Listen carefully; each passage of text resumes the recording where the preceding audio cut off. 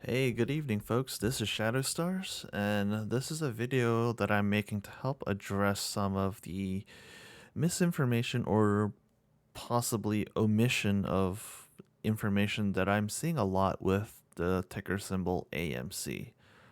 And as you might already know, AMC is considered a meme stock of sorts, where retail investors have really gathered behind it to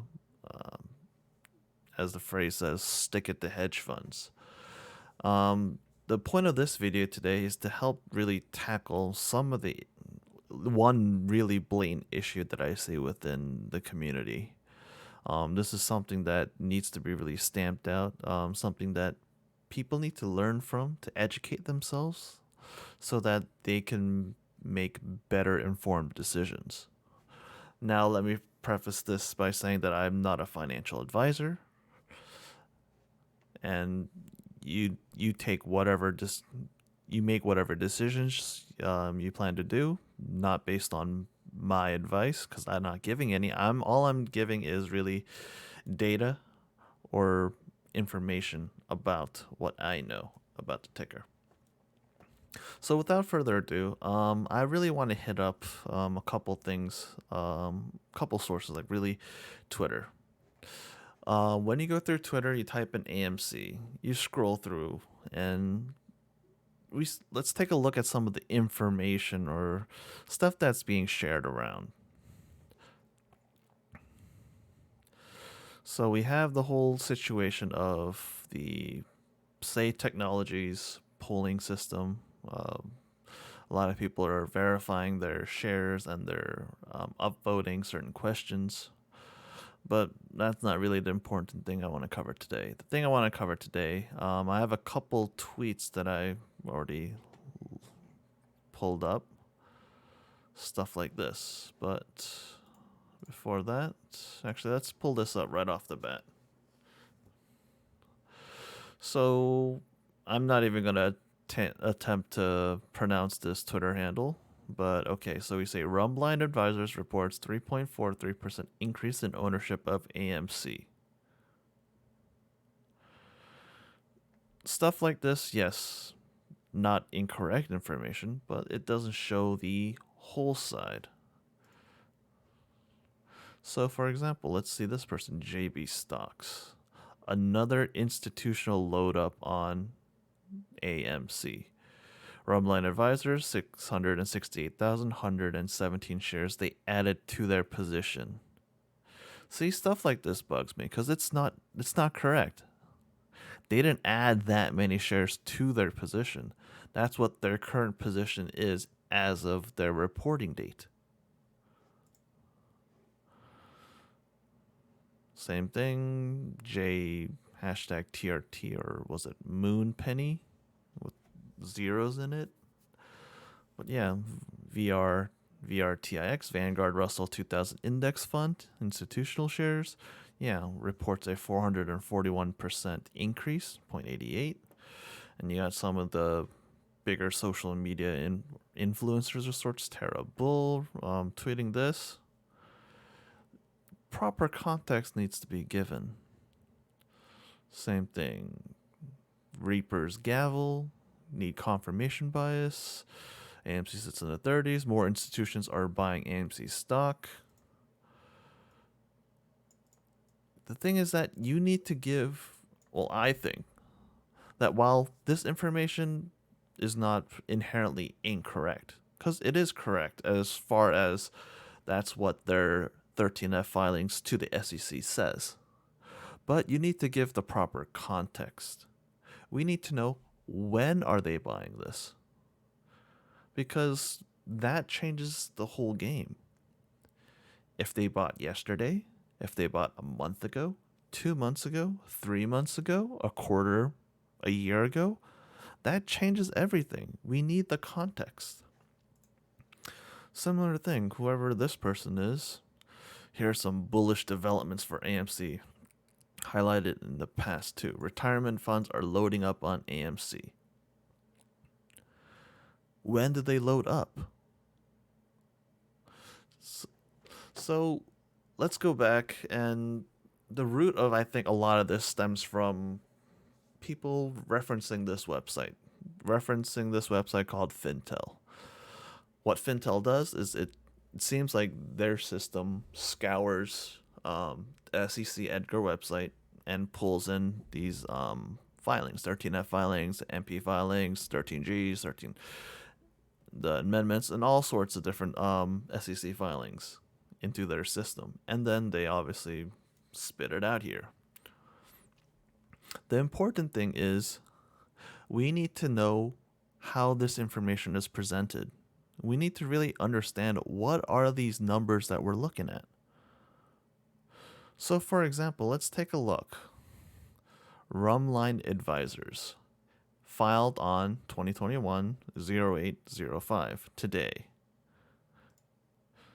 It was a 13F filing. They're showing that a roughly average price of $33.44 per share, and they have 668,117 shares total. Now, if we look at their color coding, green rows indicate new positions. This is not a new position, so they previously held a position in AMC. It's not red either, because red indicates a closed position. So it increased by 3.43%. The value change and the value, remember this is in thousands, so add on 3 zeros to the end. So that's what, 37.8 million to shorthand it. But it's important to know, for when was this valid?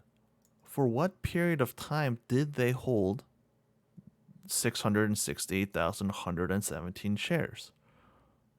And the thing that really bugs me with all these, whether it's these people on social media, YouTube, Discord, Twitter, Gilded, whatever platform that Facebook, whatever platform that they use,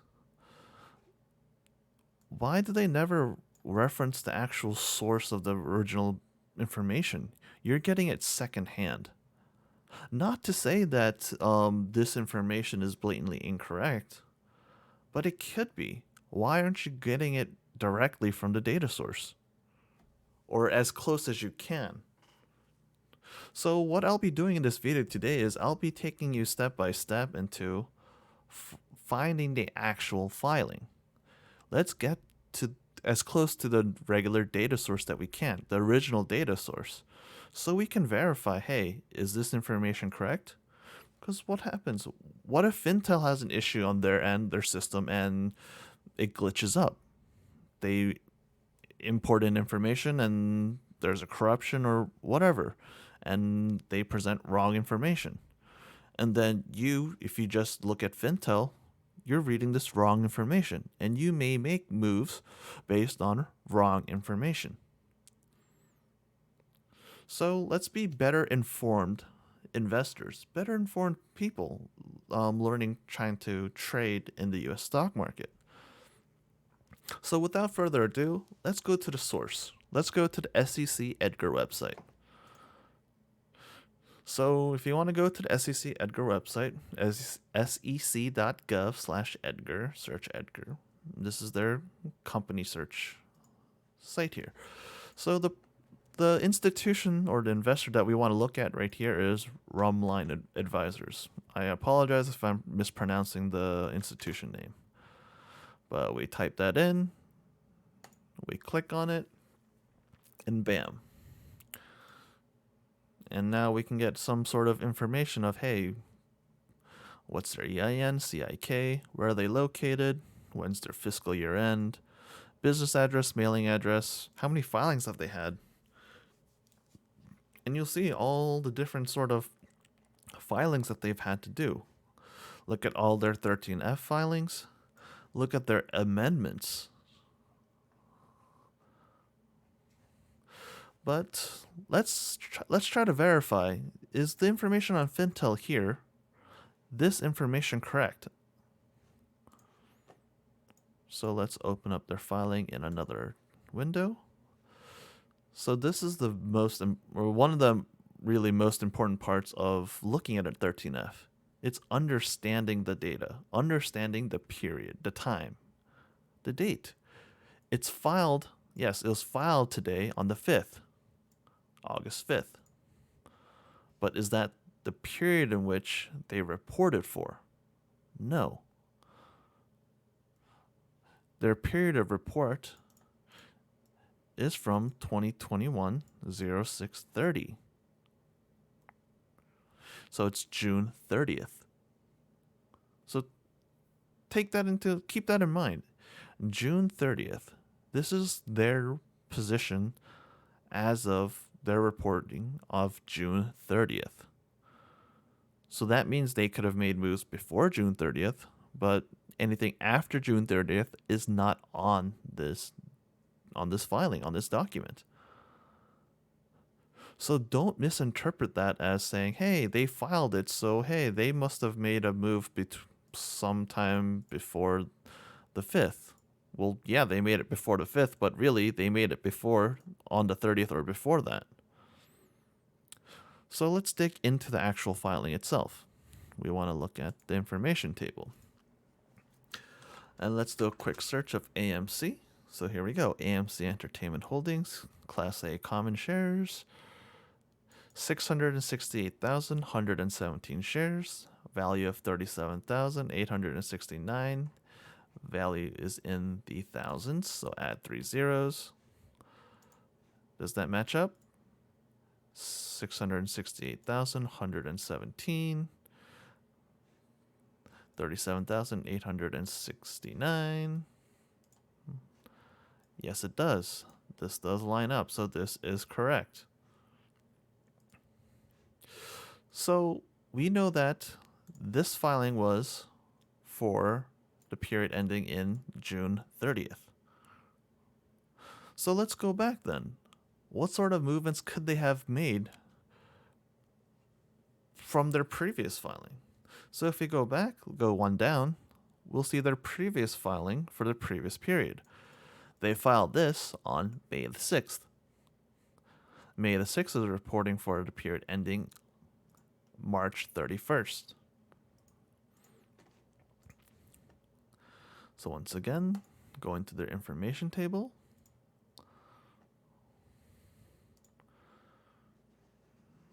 Let this load. AMC Entertainment Holdings.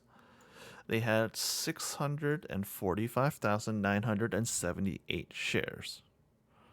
So let's do some quick math here. Let me bring up the calculator. Their most recent filing says 68,117 shares, subtracting from 645,978 shares. So between their previous filing and the most recent filing, they added anywhere really 22,139 shares. So they didn't add, as some people might mistakenly confuse it, as 668,117 shares. Their position changed in a total of 22,139 shares since their previous filing. So what does that mean? They could have added that 22,139 shares between the period after 3/31, so April, until 6/30, June 30th. April, May, June. You have 3 months in which they could have purchased additional shares. And that doesn't cover, hey, they could have bought even more, but then they could have sold it too. We don't know their exact transactions, but we do know that on the day ending on 6/30, the amount of shares that they are reporting is 668,117 shares. And that their previous filing on March 31st was 645,978 shares. So that gives you better information of, hey, within that 3-month period, their net increase was 22,000 shares. So take that however you will. 22,000, is that a lot? Is that a little? How did the price action change between that period of time? So, for example, let's take a quick look um, at 3 month period then. So their period, let's see, hold on, it was, I apologize, 6:30, right? 6:30 ended here. 6:30 ended here.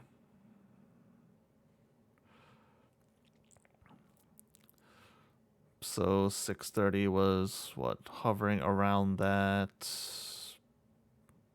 57.75 mark, but it could have been anywhere from start of April. So let's go back to April. April 1st. So April 1st, market opened up 9:30 at, what is that, roughly 10:23. The time period here, let's see if we zoom out. Lowest was $8.31. The most expensive was $77.26. Hold on, oops. Sorry, previous drawing I did for some TA I did. Yeah, 77.26. So they could have bought and sold shares in that price range of 831 to 77.26. Now, if you mistaken it, that's saying that, hey, they might have bought it recently from 8.5 or before, then you could have assumed that, hey, the lowest it ever got was 28.57. So they must have paid more than that. But no, that's not correct. That's incorrect information.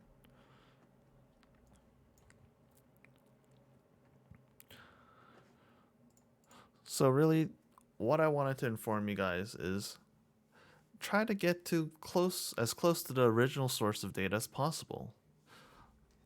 Yes, a source like Fintel is nice. It quickly sums up the information into easy to understand table. They color code it all nice, and bam, easy to understand. But it's only easy to understand if you know how the data is presented. So I'm trying to arm you with the information, the education, and to teach you that, hey, we need to interpret this information in a certain manner. That, hey, these are 13F filings, and they're showing the file date. They're not showing the period of reporting. So remember, 13F filings, they're due anywhere 45 days after the end of the fiscal quarter for them. So your information, if you're basing it strictly on these Fintel filings, they could be old. They could be very old. Don't assume that, hey, 8.4 Glassman Wealth Services, they filed yesterday and they purchased 465 shares. No, that's not the proper way to interpret and understand this information. Look into the filing and see what changed. You may need to pull up their most recent 13F filing and compare to their previous filing. And there are certain websites, certain services where you can pay to have this information. But you don't have to if you are willing to spend some time digging into the actual data source.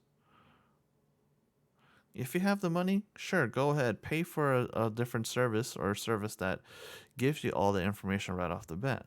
But you don't have to. This information is publicly disclosed, like I showed you. It's on the SEC website. All it takes is a couple minutes. So, finally, one other thing I wanted to cover that right here, this Vanguard buy that I've been seeing going around all over the place. VRTIX, Vanguard 777,513 shares. And we see that it's not red or green, so we know that they previously held a position. Let's see if Fintel will let us do that. And let's search VRTIX. Their previous position, 143, 485. So let's do some quick math. What was it? Oops, apologize. Let's scroll back. VRTIX, they had 707,513 minus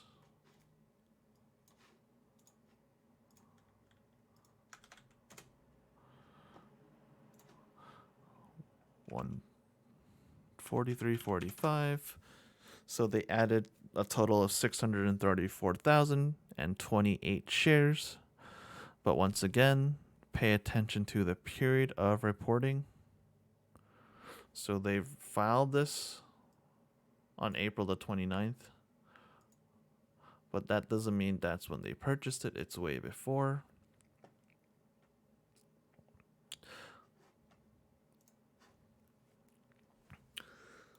So really, the more you know, and that's all I wanted to cover today.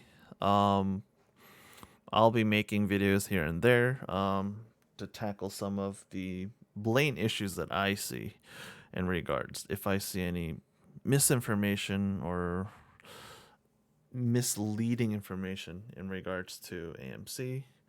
And I do this because I am also an AMC investor. I am concerned with how the stock is performing at the current moment.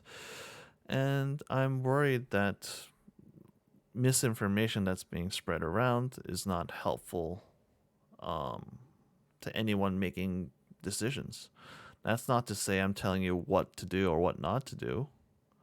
I'm just presenting you information on how to obtain the most original form of information that you can. And that's it. Shadowstar signing out. Thank you, folks.